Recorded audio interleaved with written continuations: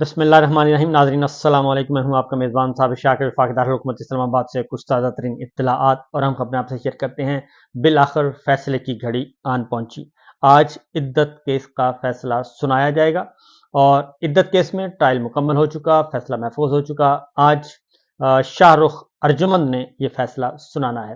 اور اس سے پہلے انتظامات و انتظام کر لیے گئے ہیں۔ آج زیادہ تر امکان یہی ہے کہ یہ عدت کیس جو ہے وہ آج عمران خان صاحب اور بشریٰ بی بی کے خلاف جو سزائیں تھیں وہ ختم ہو جائیں گی، اور اس بات کا امکان موجود ہے کہ بشریٰ بی بی اس فیصلے کے بعد رہا ہو جائیں گی، اور ان کے اوپر باقی بھی مقدمات ہیں۔ اب ان کو کس طریقے سے ڈیل کیا جاتا ہے اور عدالت اس کے بارے میں کیا احکامات صادر کرتی ہے، یہ تو اب جب فیصلہ آئے گا تو ہی پتہ چلے گا۔ یہ وہی عدت کیس ہے جس میں جج قدرت اللہ نے اڈیالہ جیل میں یہ فیصلہ سنایا تھا اور رات کی تاریکی میں سنایا تھا، اور اس سے پہلے جج جو ہیں عطا ربانی، انہوں نے یہ فیصلہ دینے سے انکار کر دیا تھا اور انہوں نے درخواستوں کو ہی ناقابل سماعت قرار دے دیا تھا۔ علماء کرام مسلسل یہ بات کہہ رہے ہیں کہ یہ فیصلہ انتہائی غیر شرعی ہے اور شریعت میں بھی اس بات کی کوئی گنجائش نہیں ہے۔ یہ ایک انتہائی مغلظات قسم کی باتیں ہیں جو کہ اس سیاسی انتقام کا نشانہ بنایا گیا۔ خواتین میں بہت زیادہ غم و غصہ پایا جاتا تھا، کیونکہ اس کیس کو اگر مثال بنایا گیا اور اگر اس طریقے سے خواتین کی عدت کا معاملہ عدالتوں نے طے کرنا شروع کر دیا تو پھر معاملات کہیں سے کہیں پہنچ جائیں گے، اور ملک بھر کی خواتین بھی اپنے آپ کو غیر محفوظ سمجھ رہی ہیں، اور کوئی بھی شوہر اٹھے گا اور وہ 2 سال بعد، 4 سال بعد، 6 سال بعد، 10 سال بعد بھی یہ کہہ سکے گا کہ میری تو جی عدت ہی پوری نہیں ہوئی تھی اور میں نے تو رجوع کرنا تھا اور یہ سب کچھ کرنا تھا، اور پھر خواتین کے خلاف یہ ایک ٹول کے طور پہ استعمال ہوگا۔ لہٰذا پہلا بات تو یہ ہے کہ آج فیصلہ آنے والا ہے، تو دیکھتے ہیں کہ اس بارے میں آج کس طریقے سے اس کو ہینڈل کیا جاتا ہے۔ لیکن ہماری اطلاع کے مطابق آج بشریٰ بی بی جو ہیں وہ رہا ہو جائیں گی، آج ہوں یا کل ہوں۔ دوسری جانب عمران خان صاحب پہ بھی یہ کیس ختم ہو جائے گا، لیکن عمران خان صاحب اس کیس میں بری ہونے کے باوجود رہا نہیں ہو سکیں گے، کیونکہ باقی مقدمات بھی ہیں۔ دوسرا جو امپورٹنٹ کیس ہے آج، وہ بہت زیادہ اس سے بھی زیادہ خطرناک ہو چکا ہے، اور وہ ہے کہ سیکٹر کمانڈر اسلام آباد بریگیڈیئر فہیم رضا کو طلب کیا گیا ہے، اور عدالت نے طلب کیا ہوا ہے۔ شاعر فرحات جو لاپتہ ہوئے ہیں، جن کو اغوا کیا گیا ہے، ان کی ریٹ پیٹیشن ہے، اسلام آباد ہائی کورٹ میں سنی جا رہی ہے۔ جسٹس محسن اختر گیانی صاحب ہیں، اور اس سے پہلے تقریباً تمام ججز جو ہیں، تمام جو ججز کو دھمکیاں دی جا چکی ہیں۔ جوڈیشری کو ڈرایا جا رہا ہے، ایمرجنسی سے ڈرایا جا رہا ہے، مارشل لا لگانے سے ڈرایا جا رہا ہے، یعنی مارشل لا لگ سکتا ہے، ایمرجنسی لگ سکتی ہے، ججز کو گرفتار کیا جا سکتا ہے۔ یہ سیکٹر کمانڈر کو آپ نے کیسے طلب کر لیا؟ تو سیکٹر کمانڈر بریگیڈیئر فہیم رضا کے پیچھے جو ہے وہ ایک باقاعدہ طور پہ ایک میں سمجھتا ہوں کہ 2 ادارے آمنے سامنے ہیں۔ ایک ادارے کے پاس آئین کی طاقت ہے اور وہ صرف وہی کچھ پوچھ رہا ہے جس کی اسے آئین اجازت دیتا ہے، یعنی کہ عدلیہ،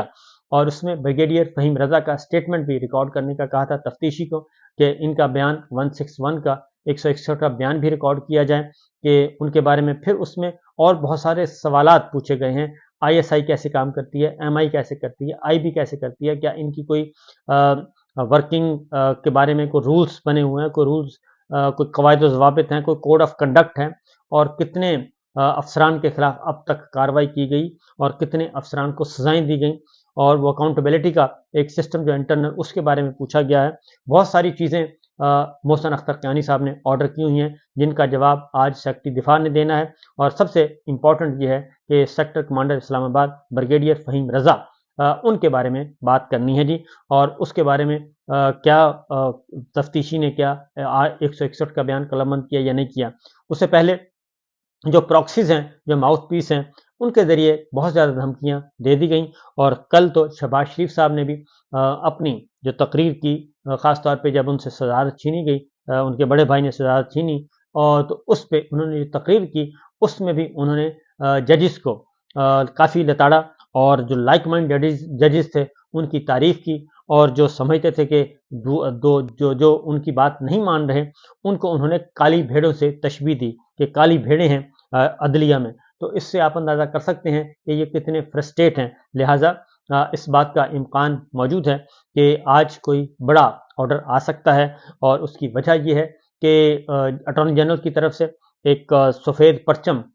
جو ہے وائٹ فلیگ لہرایا گیا تھا، لیکن اس وائٹ فلیگ کے نتیجے میں انہوں نے کہا تھا کہ اس کیس کو بند کر دیا جائے۔ تو جسٹس محسن حقانی صاحب نے نہ ہی یہ کیس بند کیا شاعر احمد فرحات کا، اور نہ ہی انہوں نے کہا کہ اس کو ہم لمبے عرصے کے لیے اس کو ایڈجرن کریں گے، اس لیے انہوں نے 3 دن کی تاریخ دے دی تھی، اور آج دوبارہ وہ فکس ہوگا۔ اس کے علاوہ اس میں اور بھی سوالات اٹھائے گئے ہیں، اور وہ سوالات اٹھائے گئے ہیں کہ اب تک کتنے لاپتہ افراد کا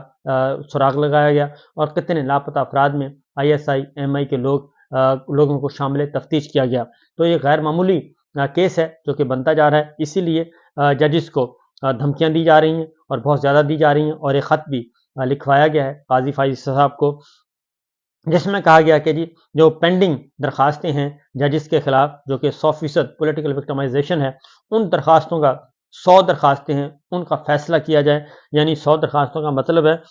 100 ججز کے خلاف درخواستیں ہیں، اور موجودہ ساری کی ساری جوڈیشری جو ہے وہ پگلا ہے، جو وہ کھیلنے کو مانگے چاند وہ کہتے ہیں، تو وہ چاند مانگ رہے ہیں، اور 100 کے 100 ججز کو وہ گھر بھیجنا چاہتے ہیں تاکہ اپنی پسند کے ججز لے کے آئیں اور ان سے پھر اپنی پسند کے فیصلے کروائیں۔ نمبر 1۔ نمبر 2، حکمران اتحاد میں بھی کافی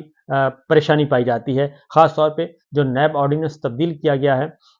نیب آرڈیننس میں ترامیم کی گئی ہیں عمران خان صاحب کے لیے خاص طور پہ، تو اس پہ ایک تو مسلم لیگ نواز کے اندر سے خواجہ سعد رفیق صاحب بولے ہیں، انہوں نے کہا کہ یہ درست نہیں ہے، یہ امینڈمنٹ اور اس طرح کے کالے قوانین جس کو ہم کہتے ہیں، تو اب سیاسی انتقام کی وجہ سے اور عمران خان صاحب کو سزا دینے کی بدولت یہ کام نہیں کرنا چاہیے۔ دوسری جانب MQM نے بھی یہ کہا ہے کہ یہ آرڈیننس جو ترمیمی آرڈیننس جاری کیا گیا ہے یہ درست نہیں ہے، اور نیب آرڈیننس میں ترامیم جو انہوں نے ان کو ریجیکٹ کر دیا ہے اور انہوں نے نامناسب کیا ہے۔ نمبر 1 یہ کہ جو ریمانڈ بڑھایا جا رہا ہے 15 دن سے 40 دن، وہ بھی غلط، اور دوسرا یہ کہ جو سزائیں کم کی جا رہی ہیں، جو غلط ریفرنس فائل کرے گا ان کی جو سزائیں ہیں وہ 5 سال سے کم کر کے 2 سال کر دی گئی ہیں، تو انہوں نے کہا کہ ان کو بڑھانا چاہیے۔ اصل میں یہ دونوں جو ترامیم کی گئی ہیں نیب آرڈیننس میں، یہ عمران خان صاحب کی وجہ سے ہی کی گئی ہیں، کیونکہ عمران خان صاحب یہ کہہ چکے ہیں کہ وہ جب باعزت بری ہو جائیں گے تو وہ ان افسران کے خلاف جنہوں نے ان کے خلاف جھوٹے کیس تیار کیے، ان کے خلاف وہ باقاعدہ طور پہ ریفرنس فائل کریں گے اور ان کے خلاف قانونی چارہ جوئی کریں گے، کیونکہ توشہ خانہ کیس میں بھی ان کے ساتھ یہی ہوا، ان کے اس میں نہ صرف نیب بلکہ اس میں FIA بھی شامل ہے، اور اس میں ایک میں وہ بری ہو چکے ہیں جو ہمایوں دلاور والا کیس ہے، دوسرے میں سزائیں معطل ہو چکی ہیں اور مین کیس لگنا ہے، اور اس میں سزائیں معطل ہو کے اس کا مطلب ہے کہ وہ رہا ہو سکتے ہیں، لہٰذا ایک سائفر کیس رہتا ہے، سائفر کیس کو کل مؤخر کر دیا گیا تھا، اس لیے یہ سلسلہ آگے بڑھنے کو ہے، اور اسی لیے شاید ججز کو دھمکیاں بھی دی جا رہی ہیں۔ بہرحال آگے جو ایک اور خبر ہے وہ پیرالل تیاری کر رہی ہے پاکستان تحریک انصاف، اور خاص طور پہ خیبر پختونخوا میں کل وزیر اعلیٰ خیبر پختونخوا علی امین گنڈا پور نے جو کہ اہم ملاقاتیں کر کے گئے ہیں خیبر پختونخوا، واپس 2 دن بلکہ 3 دن انہوں نے اسلام آباد قیام کیا، اور اس قیام کے دوران ان کی آرمی چیف سے 2 ملاقاتیں ہوئیں، اور محسن نقوی جو کہ وزیر داخلہ ہیں ان سے 1 نہیں 2 ملاقاتیں ہوئیں، اور پھر عمران خان صاحب سے ان کی ملاقات ہوئی اڈیالہ میں تفصیلی۔ تو یہ ساری جو ایکٹیویٹی ہے اس کے بعد وہ گئے ہیں خیبر پختونخوا، اور خیبر پختونخوا میں کل جو تقریر کی ہے انہوں نے کہا ہے کہ عمران خان صاحب جب بھی کہیں گے ہم تیار ہیں، اور ہمارے کارکن تیار ہیں، ہم احتجاج کے لیے تیار ہیں، ہم اسلام آباد جانے کے لیے تیار ہیں، اور جیسے ہی عمران خان صاحب اشارہ کریں گے تو ہم اپنی جو احتجاجی تحریک ہے اسٹریٹ ایجیٹیشن جو ہے اس کا آغاز کریں گے، اور اگر ہمیں اسلام آباد جانا پڑا تو وہاں بھی جائیں گے۔ دوسرا انہوں نے یہ کہا ہے کہ جو بجلی ہے اگر خیبر پختونخوا کے عوام کو اور خیبر پختونخوا حکومت کا جو حصہ ہے فیڈریشن اگر نہیں دے گی تو اس کے نتیجے میں پھر ان کے پاس کوئی اور آپشن نہیں رہے گا کہ وہ اپنا صوبائی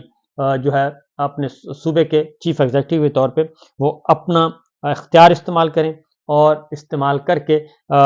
بجلی جو ہے انہوں نے کہا کہ اگر ہم بجلی بند کر دیں تو پھر یہ نہ کہنا کہ ہم نے سپلائی روک دی ہے، لہٰذا وہ کہتے ہیں کہ ہم یہ بھی کر سکتے ہیں، اور عوام کے حق کے لیے عوام کو ساتھ لے کر چلیں گے، اور عمران خان پاکستان اور صوبے کے لیے نکلنا ہوگا وہ ادھر سے تیاری کر رہے ہیں۔ اسد کیسر صاحب نے بھی یہ کہا ہے کہ پاکستان کی تاریخ میں انہوں نے کہا جی پہلی بار جوڈیشری سے اختیار لے لیا گیا ہے، کیونکہ بہرحال ایک 3-4 کام کیے جا رہے ہیں، اور 3-4 جو کام کیے گئے ہیں ان سب کا مقصد ایک ہی ہے کہ کسی بھی طریقے سے اس فارم 47 کی جعلی حکومت کو بچایا جا سکے، اور اس کے لیے پاکستان تحریک انصاف اپنی تگ و دو کر رہی ہے، اور خاص طور پہ اور پاکستان تحریک انصاف اپنی پاکستان تحریک انصاف ایک احتجاجی تحریک کی بھی تیاری کر رہی ہے، اس کے لیے بھی تیار ہے، رواں دواں ہے، اور دوسری جانب وہ ایک بیک ڈور چینل پہ رابطے میں بھی ہے، اور دونوں میں سے جو بھی اویل کرنا ہوا وہ ضرور کریں گے، کیونکہ وہ کہتے ہیں کہ ایسا نہیں ہو سکتا کہ ہم اپنے گھروں میں بیٹھے رہیں اور عمران خان صاحب پہ جھوٹے مقدمات بنا کر ایک مقدمے کے بعد دوسرا اور دوسرے کے بعد تیسرا بنا کے ان کو طویل عرصے کے لیے جیل میں رکھنے کا جو پلان ہے وہ ہم کسی بھی صورت میں کامیاب نہیں ہونے دیں گے، اور ایک وقت معین ہے اس وقت تک ہم انتظار کریں گے، اس کے بعد شاید ہم انتظار نہ کر سکیں۔ اسی طریقے سے خیبر پختونخوا اسمبلی سے جی ایک قرارداد منظور ہوئی ہے، اور وہ ہے الیکشن ٹریبیونل آرڈیننس کے خلاف قرارداد منظور کی گئی ہے، جو کہ ترمیم کی گئی ہے، اور قرارداد حکومتی رکن نے پیش کی، جس میں انہوں نے کہا ہے کہ عمران خان اداروں کی آزادی اور خود مختاری پر یقین رکھتے ہیں، اور پاکستان تحریک انصاف کی یہ جدوجہد اسی لیے ہے جو پاکستان تحریک انصاف ہے اور صوبہ خیبر پختونخوا یعنی کہ صوبائی حکومت آرڈیننس کے ذریعے حکومت اپنی مرضی کے منصف تعینات کرنے کی جو تیاریاں کر رہی ہے، اور جو آرڈیننس جاری کیا گیا ہے یہ آرڈیننس انصاف اور جمہوریت کا قتل ہے، اس لیے ہم اس کی مکمل طور پہ اس کو ہم مسترد کرتے ہیں، اور فوری طور پہ انہوں نے کہا جی کہ آرڈیننس واپس لیا جائے، اور بصورت دیگر ہم اس کو چیلنج بھی کریں گے۔ دوسری جانب نواز شریف صاحب کو جی انہوں نے 3 الزامات لگائے تھے، انہوں نے جنرل ظہیر الاسلام پہ الزام لگایا، ڈاکٹر طاہر القادری صاحب پہ الزام لگایا، اور انہوں نے عمران خان صاحب پہ پاکستان تحریک انصاف پہ الزام لگایا۔ تو سب کی طرف سے جن پہ الزام لگایا ان کی طرف سے سب کچھ سامنے آ چکا ہے۔ ڈاکٹر طاہر القادری صاحب نے کہا ہے نواز شریف کے الزامات جھوٹی تہمت ہیں، اس سے زیادہ انہوں نے کہا کیا کہہ سکتا ہوں کہ قطعی طور پر کوئی بھی ایسی ملاقات لندن میں نہیں ہوئی جس کا مقصد جو ہے وہ حکومت کا تختہ الٹنے کے لیے کوئی پلان کیا گیا تھا۔ انہوں نے کہا کہ جنرل ظہیر الاسلام سمیت کسی بھی جنرل سے کوئی ملاقات نہیں ہوئی۔ معلوم نہیں نواز شریف کون ایسی غلط معلومات فراہم کر رہا ہے۔ پاکستان دھرنے کے لیے کینیڈا سے لندن اور ایک دن انتظار کر کے آیا تھا، اور عمران خان سے 90 کی دہائی سے ملاقاتیں ہوتی رہی ہیں، اور عمران خان سے ملاقاتیں کرنا کوئی جرم نہیں۔ انہوں نے کہا کہ پاکستان، لندن اور کینیڈا میں بھی عمران خان صاحب سے ملاقاتیں ہوتی رہی ہیں، اور دھرنے کے بعد کافی عرصے تک پاکستان میں رہا، اور میں صرف اس لیے نہیں آیا تھا بلکہ ہم سانحہ ماڈل ٹاؤن کے جو متاثرین ہیں، جو مقتولین ہیں، اور ان کی فیملیز کے لیے ہم انصاف کے طلبگار تھے۔ تو یہ ہے صورتحال، یہ ہے اب تک کی خبریں جی۔ تو انشاءاللہ آج جاگتے رہیے گا، آج کافی کچھ ہونا ہے۔ اجازت دیجیے، اللہ حافظ۔